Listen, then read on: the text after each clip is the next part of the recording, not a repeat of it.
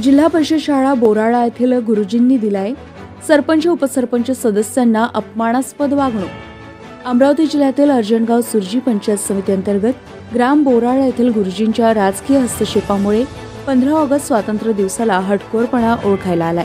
येथील मुख्याध्यापक यांनी पदाचा गैरवापर करत सरपंच व ग्रामपंचायत सदस्यांना डावलून ध्वजारोहण केले। इतकेच नव्हे तर सरपंच व उपसरपंच सदस्य जिल्हा परिषद शाळेत उपस्थित असतानाही त्यांना महामानवाच्या पूजनासाठी सुद्धा मनाई केल्यानं बोराळा गावातील सरपंच सौ स्वाती संजयराव काळे चांगल्या संतापले।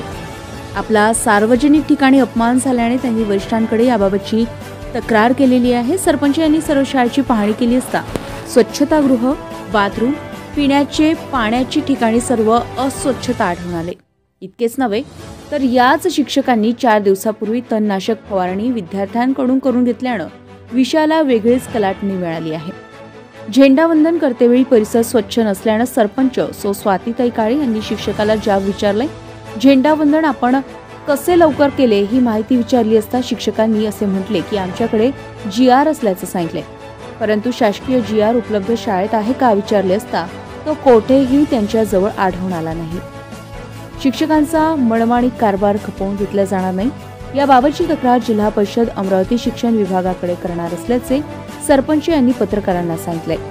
सरपंच व लोकप्रतिनिधींचा हा अपमानित केल्याप्रकरणी या शिक्षकावर वरिष्ठ अधिकारी काय कारवाई करते हे पाहणे आता गरजेचे आहे। 15 ऑगस्ट दिवशी घडलेल्या या प्रकरणाकडे तालुक्यातील जनतेचे लक्ष लागले आहे। महाराष्ट्र स्टार न्यूज वनचिप ब्युरो, प्रेमदास तायडे, अमरावती। दुवा म्हटलं जाते गावातला ज्येष्ठ नाही त्यांना ओढून तुम्ही तिथे झेंडावंदन कसं काय केलं? नाही, ते असं झालं, आम्ही टाइम दिलेला आहे। किती वाजता टाइम दिला होता? आणि 7:45चा टायमिंग दिला आणि पाण्याचा मोसम होता आणि आता काही मोसम होता? पाण्यामध्ये वाट पाहिली। 1 मिनिट, तुम्ही पाण्याचा मोसम पण प्रधानमंत्री जरी पाण्याचा टाइम जरी असला तर अपमानकारक बोलत आहे तुम्ही। मी तुम्हाला सांगतो पाण्याचा मोसम असला म्हणजे पाण्याचा मोसम नाही ना, तू पाण्याचा मोसम आहे काय? हे जे गावकरी मंडळी सरपंच, तंटामुक्ती अध्यक्ष आलेले होते आणि तुम्ही कार्यक्रमाच्या आधी तुम्ही कार्यक्रम जो झेंडावंदन होता त्याच्या आधी स्वतः हे तुम्ही झेंडा फडकवला, हे काय कारण आहे तुमचं? कसं काय आहे?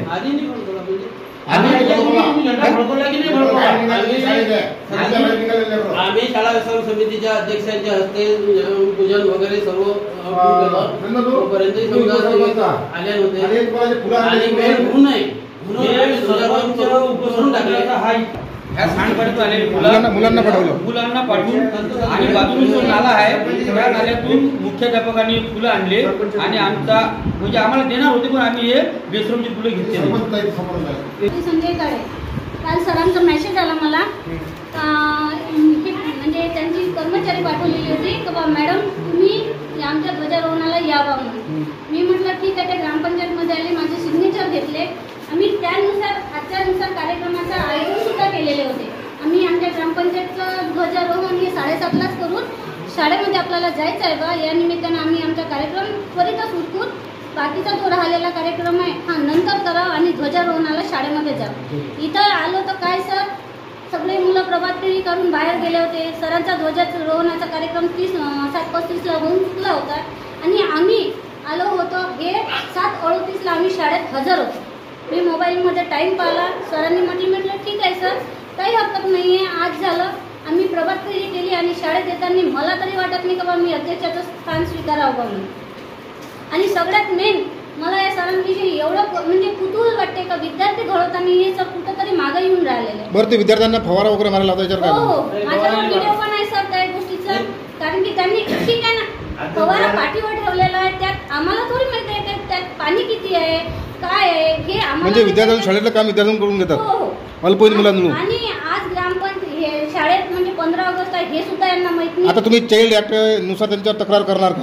करणारच आहे सर, कारण की माझ्या गावाचे जर विद्यार्थी असे घडत असेल तर मी सरांना 2 वर्षापासून मी इथं आलेली आहे। मी सरांना याही आधी सूचना दिली होती। हे म्हटलं विद्यार्थ्यांना हे सुद्धा माहिती नाही आहे का शाळेत घेऊन कसं यायला लागते, कोण्या वेळेवर यायला लागते। इथं म्हणजे असं म्हणा का म्हणजे स्वच्छतेबाबत तुम्ही सर थोडंसं टाकीकडे लक्ष द्या। त्यानंतर संडास बाथरूमकडे लक्ष द्या. यांचा आतून कोंडा नाहीये, बाहेरून यांना कडी आहे. समजा एखादी जर मुलगी जर आतमध्ये गेलेली असेल आणि बाहेरून जर एखाद्या मुलानं जर त्या संडासला ओढलं असेल तर ती मुलगी काय करणार आहे अशा व्यवस्थेत? हे काम कोणाचं आहे? सरपंचाचं आहे का शाळेचं HMचं आहे सर? आणि शाळेला 1 लाख रुपये शाळेला बक्षीस भेटलं, ठीक आहे बक्षीस भेटलं. तुम्ही यांची सूचना होती का मॅडम आपल्या शाळेला एवढं बक्षीस मिळालेलं आहे आणि ठीक आहे त्याच्यातूनही काहीतरी यांचं पुष्पगुच्छ देऊन स्वागत केलं असतं. चला एक गावचा अभिमान आहे आपल्याला का बा आपल्या गावात जिल्हा परिषदला 1 लाख रुपयाचं पारितोषिक भेटलं. यांनी आम्हाला काही सूचित केलेलं नाहीये. हे आपल्याला असं वाटतं की आपला या 15 ऑगस्टच्या दिवशी अपमान झाला? खरोखर झालेलं आहे सर. 7:45ला आम्हाला सांगितलेलं आहे आणि 7:35ला हे ध्वजारोहण करत आहेत. त्याच्यात अपमान म्हणजे माझा तर झालेलाच आहे पण माझ्या सदस्यांचाही झालेला आहे. फोटोचं पूजन वगैरे झालं आपल्याला? काहीच नाहीये. फोटोचं पूजन यांनी बाहेर रॅलीचा कार्यक्रम काढलेला होता. आम्हाला बस तिथूनच म्हणतात चला रॅली झाली. मी म्हटलं ठीक आहे चला यांच्या रॅलीत जायचं.